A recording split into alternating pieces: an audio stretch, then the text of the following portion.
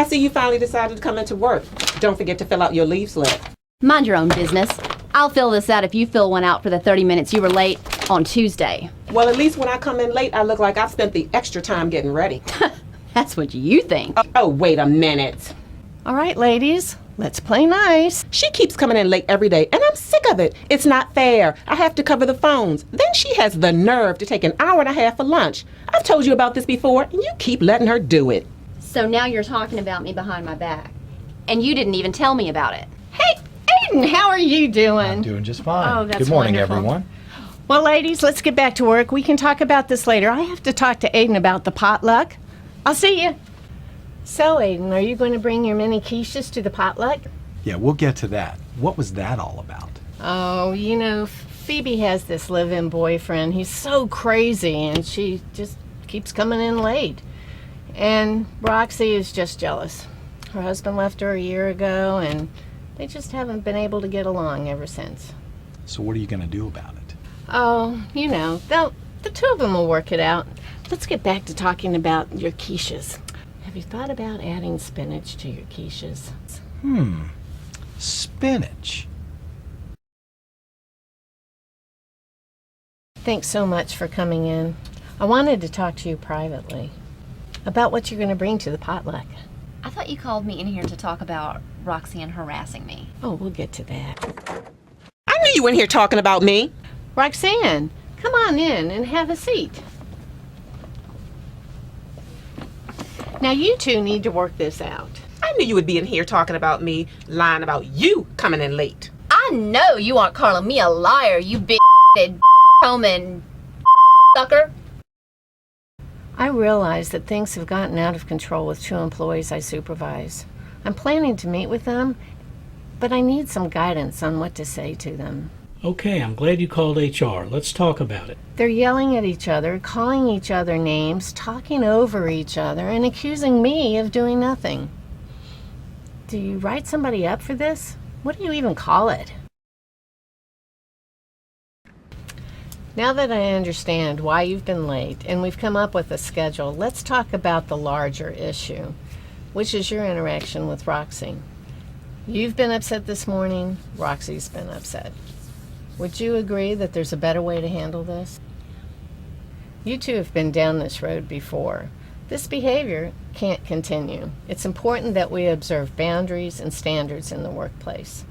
Also, you both deal with the public and could find yourself on the receiving end of a difficult customer. We all encounter difficult people in the workplace, and we need to be able to keep ourselves in check and respond appropriately. Yeah, I know. I probably said some things that took it a bit too far and probably set her off. Exactly.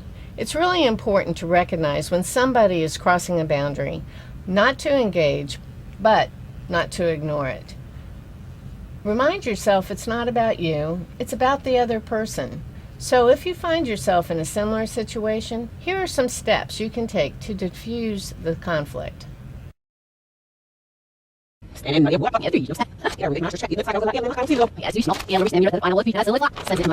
see you finally decided to come into work. Don't forget to fill out your leave slip. Mind your own business. Send a signal you're not engaging by establishing some physical separation and boundary. For example, take a step back, put your hands out, but not in an aggressive way.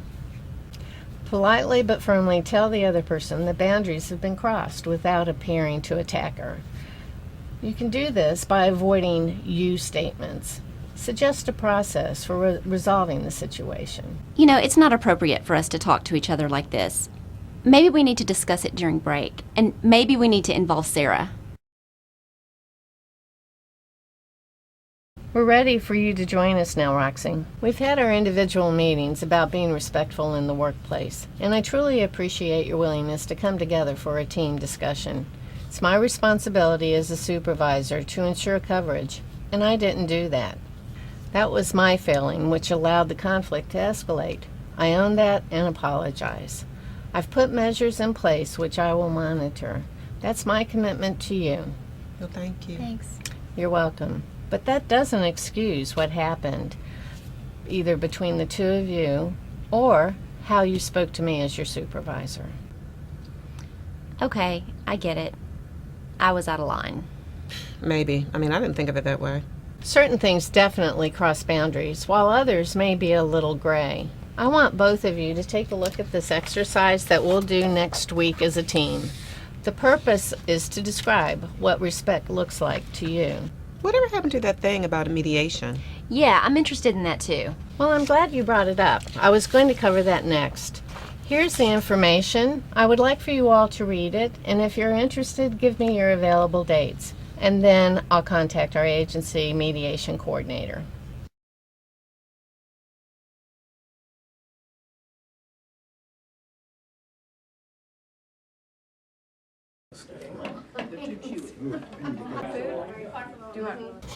Here it is, the last piece of apple pie. It's your favorite, right? Thank you. That is really sweet. Consider it a peace offering. Wow, what's in the punch? Those two are getting along for a change. I guess the boyfriend's gone? That was really inappropriate for me to say. I hope you can disregard that comment. Consider it done. Thanks. You really have come a long way. The team has come a long way. We may have issues, but we'll be able to handle them, and with respect. I can see that. Good for you. Good for us. Cheers. And so, with a new understanding and commitment to respect in the workplace, the employees work together happily ever after. Okay. It's good seeing you, Aiden. Have a great day. Yep, great job today. I'll see you later. Thanks.